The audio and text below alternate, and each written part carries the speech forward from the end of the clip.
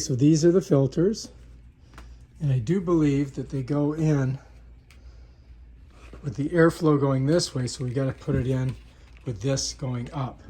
So that's how you would set it in, this way. Okay, so they give you the little arrow thing. So air's being sucked in because it's a cold air return. All right, and that's where we got to put it. Let's do it. I've got to open up these little tabs here, and this comes down. All right, so next what I've got to do is, so I've got to look for my airflow thing here, and I want that pointing up. And then we're just going to slide it in, just like this. Once it's up in there, for some reason it's hitting something here, and you'd think it would shut. All right, there we go. That does not want to go up.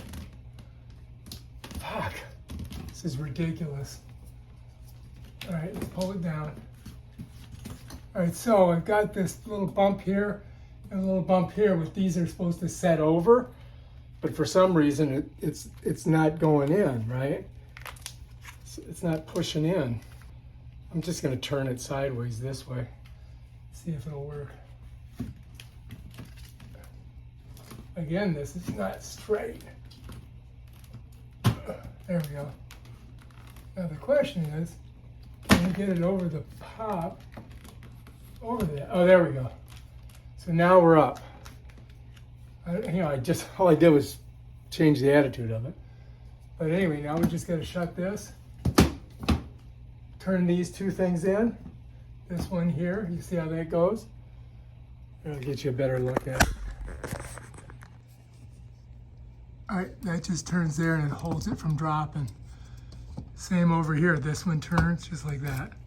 So if I go like this pulls back, and there's your filter. You see?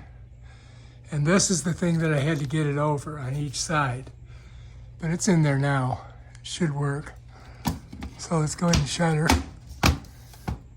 1, 2. All right, we're done. We got the filter in there. I just want to show you where I'm standing.